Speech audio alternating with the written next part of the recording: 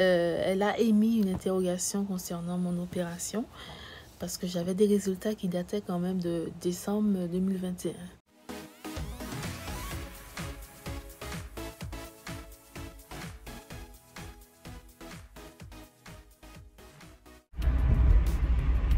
Salut tout le monde, j'espère que vous allez bien. Là, moi aujourd'hui je vais à mon rendez-vous d'anesthésie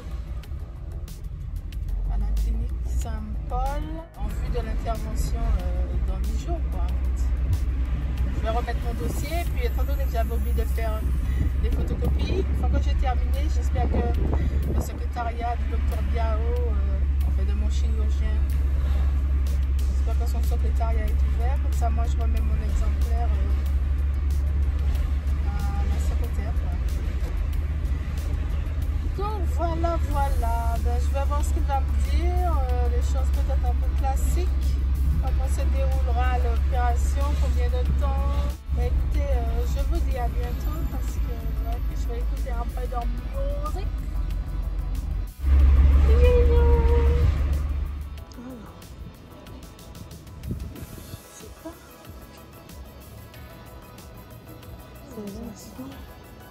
C'est même pas là.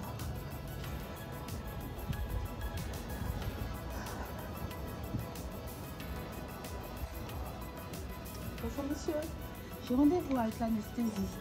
Docteur Benamor. Je sais pas son nom. C'est pour le Covid. Non, c'est pour la sleeve. Hein? Sleeve. C'est moins 4. Ouais, oui, je crois, on m'a dit. C'est où alors? Où est-ce que Moins je... 4. Vous avez le numéro du dossier? En fait, j'ai oublié de vous préciser que avant d'aller à votre rendez-vous d'anesthésiste, il faut faire la préadmission à la clinique. Et c'est à l'issue de cette inscription-là, la secrétaire elle vous rappelle pour vous donner, vous communiquer votre numéro de dossier.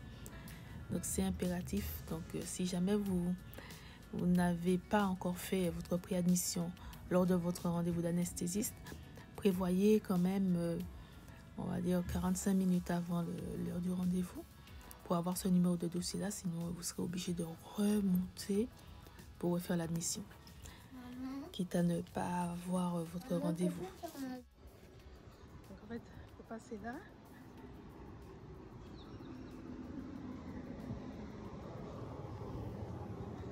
Manger. Vous traversez. Donc là, c'est la Vietnam héroïque. On traverse.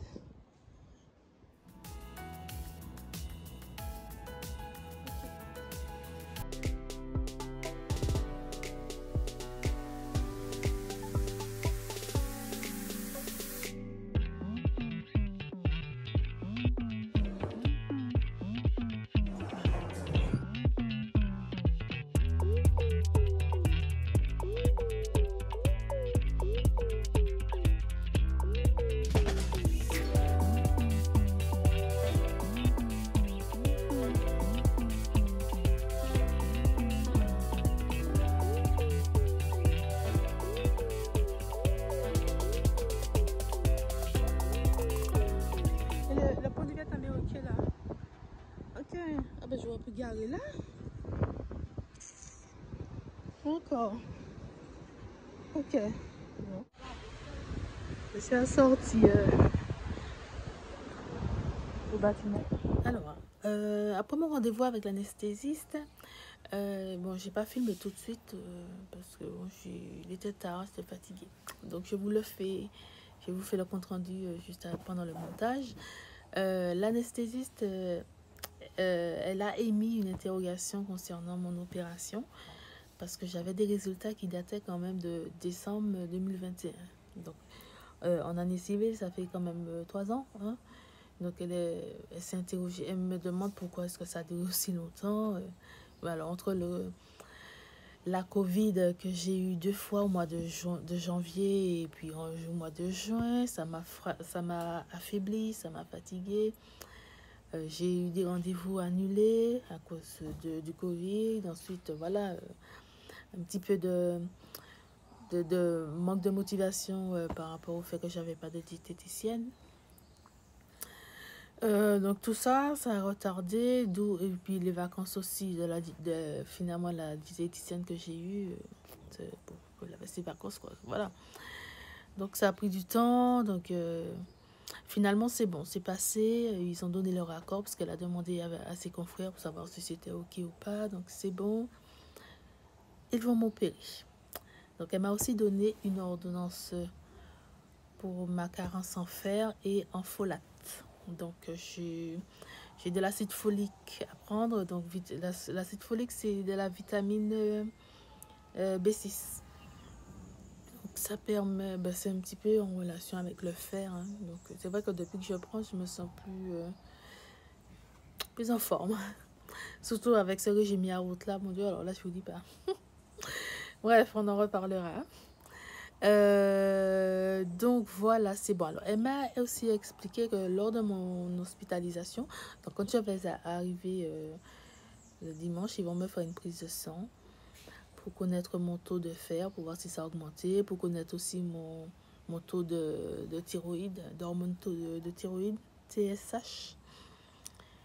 Et puis là, si c'est en baisse, ben, ils vont augmenter les doses, quoi. Ils vont me faire une injection, je sais pas si on appelle ça une injection, mais bon.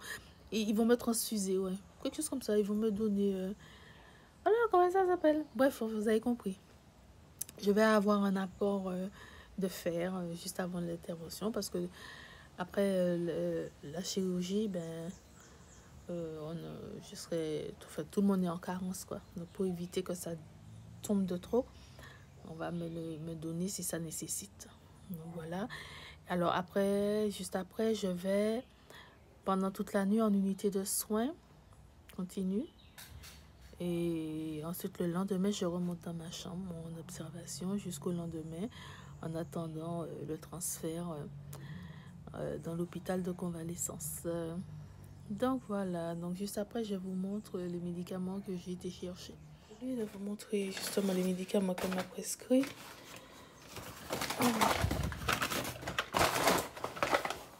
Donc, il y a l'acide folique. En fait, l'acide folique, c'est vitamine. On prescrit notamment aux femmes enceintes aussi. Et puis, le temps différent. Donc, je suis à 1 semaine de l'opération. Donc, j'ai commencé déjà... Quand est-ce que je l'ai vu? Vendredi.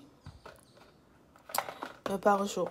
Donc normalement c'est pour l'instant pendant 1 mois et puis après on verra. Voilà. Mes bébés crânes.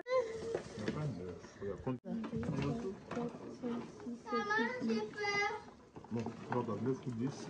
Il n'y en a pas sur les feuilles? Je sais pas. Oui, il y a sur les feuilles. Non, non, des copes de thé au chéri.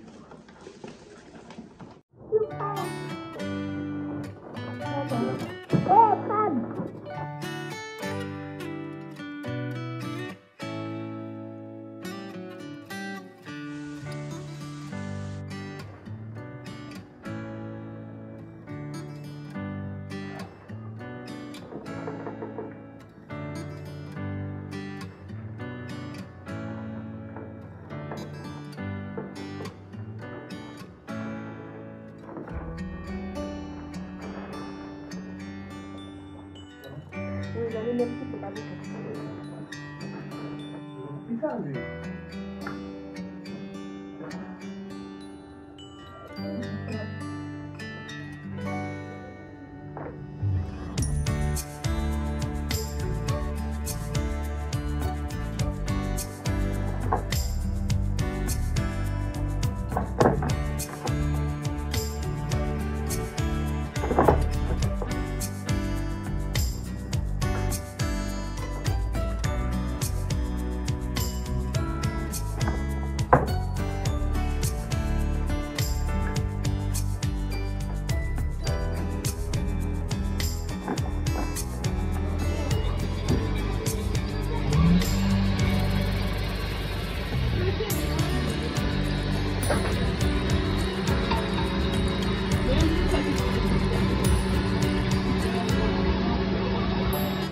Je pense qu'il faut prendre une assiette, hein? Et voilà quoi, c'est un moment.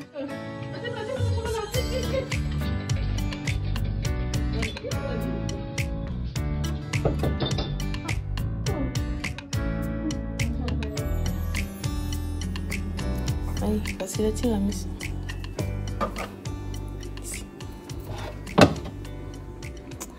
Il est trop bon.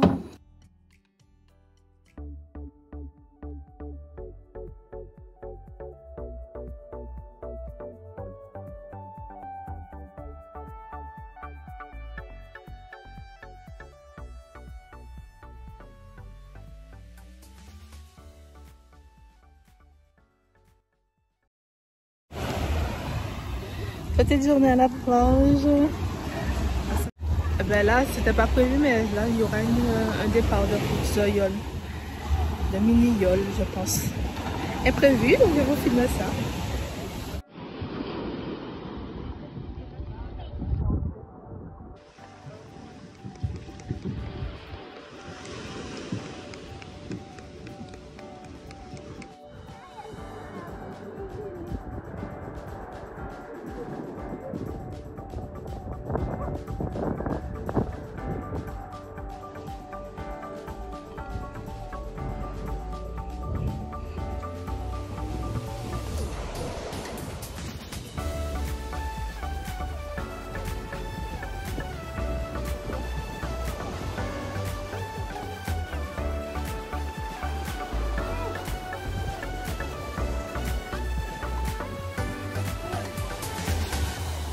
Allez, regarde, regarde.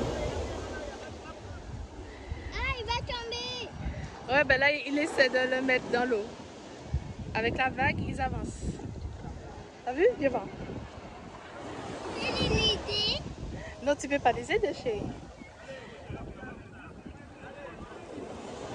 Allez, t'as vu chaque fois qu'il y a la vague, ils avancent. Il va lui dire le Vas-y, regarde. 1, 2. Ouais. Ouais, voici, ils ont réussi, ça y est. Et là, ils sont presque partis, tu vois. Il s'est cassé un bateau. Tiens, mais, tiens, mais. Ça y est, allez, allez, ils sont partis. Allez. Allez, les bleus. Allez, les bleus.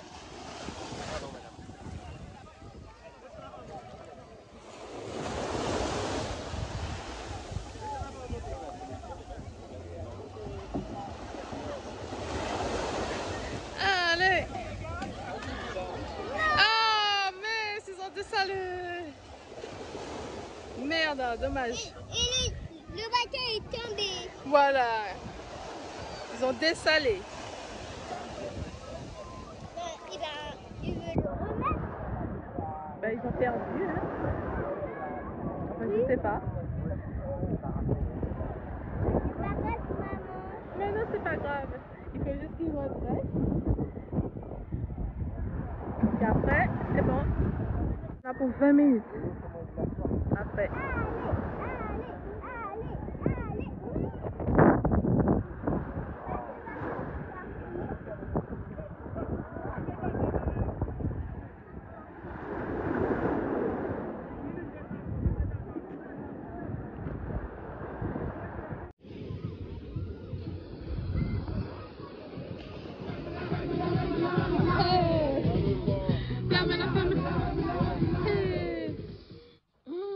Bonjour, bonjour. Aujourd'hui, 27 mars, premier jour de régime yaourt. Je vais me peser. On va voir à combien je vais démarrer. Oh, Dieu. Les douleurs quand je me lève là. Bonjour Pépite.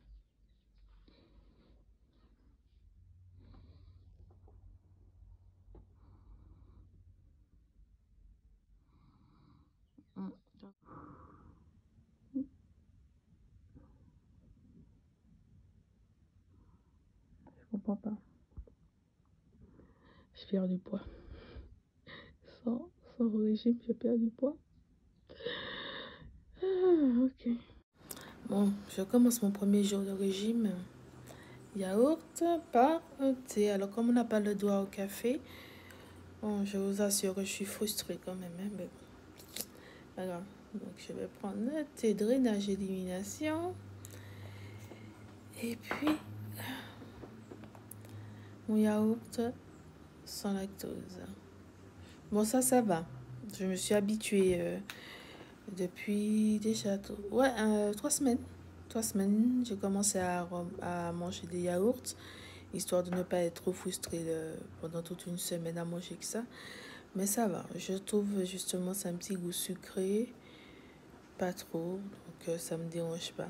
Après le thé, moi je le prends toujours sans sucre, donc aucun problème.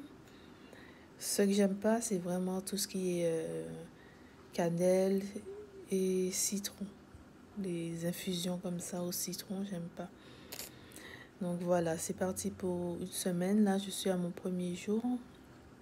Et je vous ai montré combien ma pesée de ce matin. Bon, je vais pas le faire tous les jours, hein. Je vais le faire le premier jour. Et puis, dimanche, avant de partir à la clinique. Et donc, voilà quoi.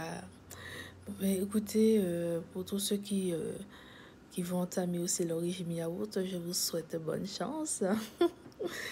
Et alors, je vais vous montrer aussi le repas. Enfin, je vais vous montrer sur une seule journée parce que je ne pense pas que ça va changer énormément. Donc, le petit déjeuner, peut-être éventuellement une collation, mais là, ça m'étonne parce qu'il est déjà, pour moi, quelle heure là? Ouais. Vous voyez, je mange ça là, à cette heure-là. Donc, on va dire que je vais manger peut-être à 13h, 14h la soupe. Entre-temps, une collation. Ouais. Voilà. Je vous dis à tout à l'heure. Alors, pour ce midi, ça va être de la soupe aux épinards. Donc, en fait, c'est une soupe. C'est plus un velouté qu'autre chose. C'est un velouté. Parce qu'il faut que la soupe soit le plus finement, le plus moulineux, le plus liquide possible. C'est une soupe que j'avais faite avec le mec soupe. Toujours sans lactose pour ma part. Donc nature. Ça va bien, normalement il n'y a pas de sucre.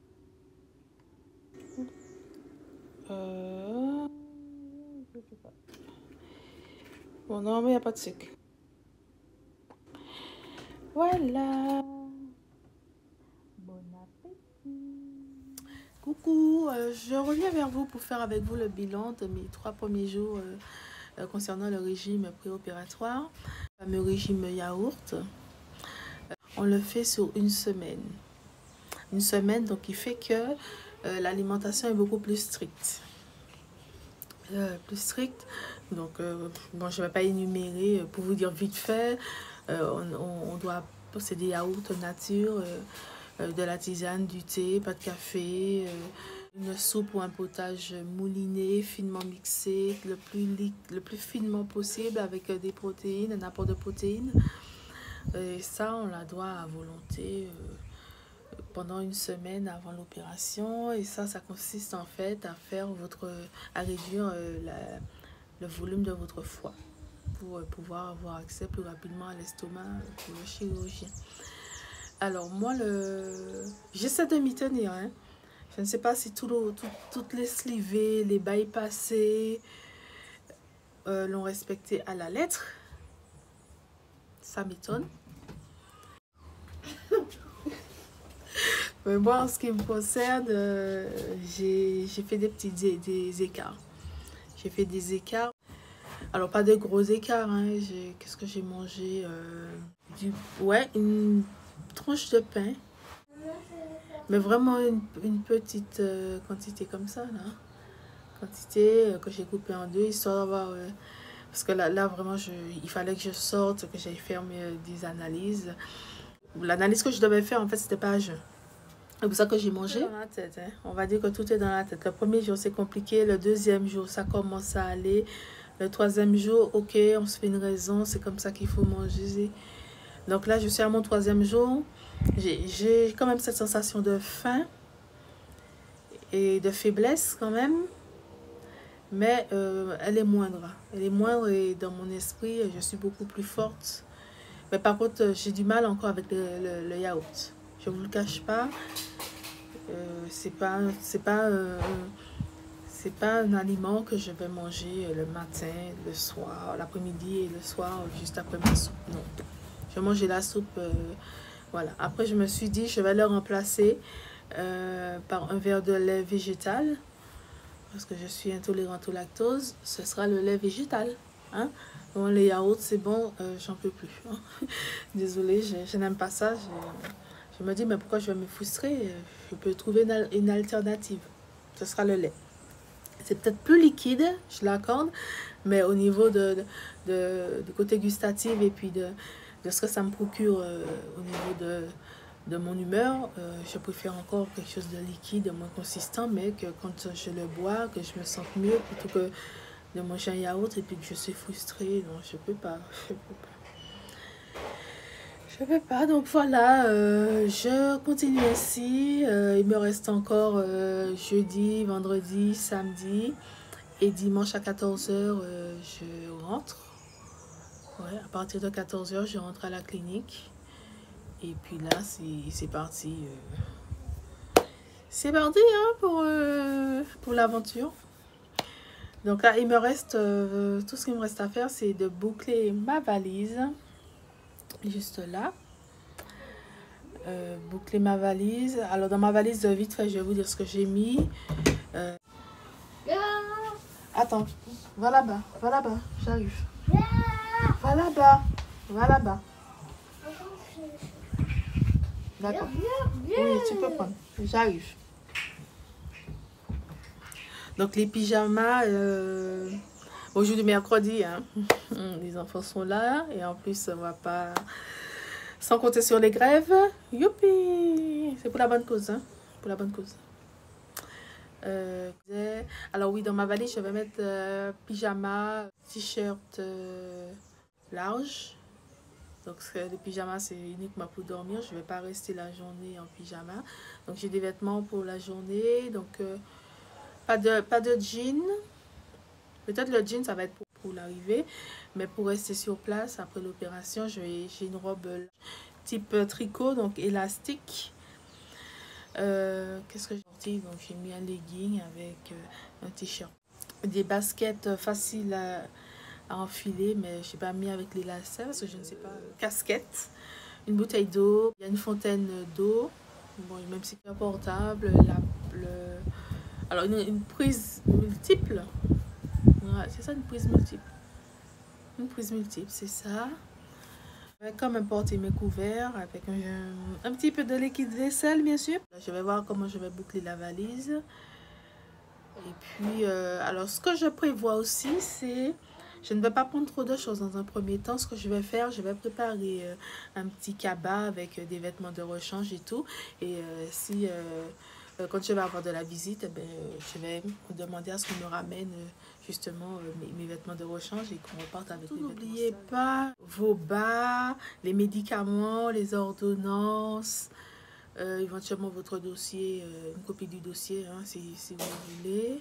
En tout cas, moi, je vais prendre une copie du dossier. Et puis voilà.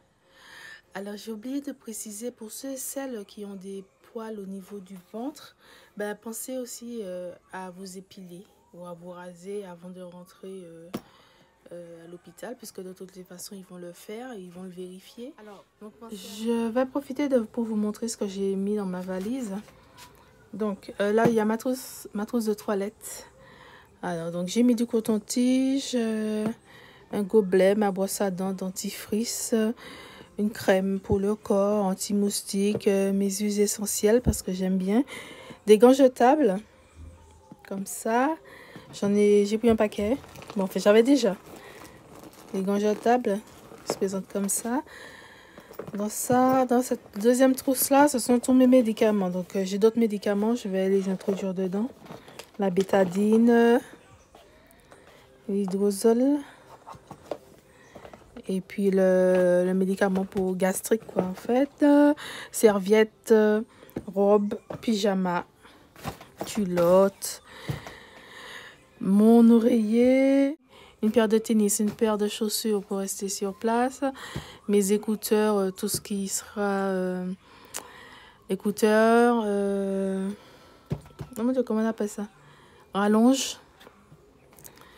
J'ai pris ça, moi, je sais pas, ça c'est moi. Hein. C'est pour assainir la pièce. Si je suis seule, oui, je vais mettre. S'il y a quelqu'un, je vais pas mettre. Bon. Et bon, et ça, ce sont mes sous-vêtements. Et ouais, j'ai déjà dit, ça c'est la boîte pour mettre mes bijoux. Éventuellement, et puis voilà, hein, c'est tout. Hein. C'est pas très grande, hein, ma valise. Et après, je pense que je vais avoir un sac cabas. Alors là, c'est sac cabas pour mettre les vêtements propres quand on viendra me voir. Et puis voilà. Oh, mon Dieu. Alors aujourd'hui, samedi, je suis à la veille de mon entrée à la clinique. Sur mon ordonnance, c'est marqué 48 heures avant l'intervention d'aller faire le test PCR. Alors bon, pour moi, aujourd'hui, samedi, l'intervention se passe lundi. J'arrive au laboratoire, on m'a dit qu'on ne fait pas de test PCR le samedi. Bon, mais alors quoi? Ok, donc le monsieur m'a dit, le monsieur de l'agent de sécurité me dit d'aller voir quand même. J'y vais avec audace et puis donc du coup la dame m'a dit ok. Mais est-ce que, bien comme ça me faire son serment, est-ce que vous savez combien de temps que ça prend pour faire un test PCR? C'est pour ça qu'on ne fait pas le samedi. Alors bon, j'arrive à 9h30, j'ai tourné pendant... j'ai cherché une place pendant 30 minutes, ça m'a saoulé. C'est vraiment pour l'intervention, parce que sinon je serais rentrée chez moi. Ensuite, donc elle commence à me dire, oui, vous savez combien de temps que ça prend pour faire le test PCR? J'ai dit, ben non, je ne travaille pas en laboratoire, donc désolé, je ne peux pas savoir. Ben, ça prend 6 heures. Ah, je vais vous taper sous les doigts. Mais au cas où maman s'en travaille, est-ce que je suis un enfant? Je suis ton enfant? Vous m'avez dit que tu vas me taper sous les doigts. Bon, j'ai fait figure, bonne figure. Allez, madame, avance. J'ai fait bonne figure.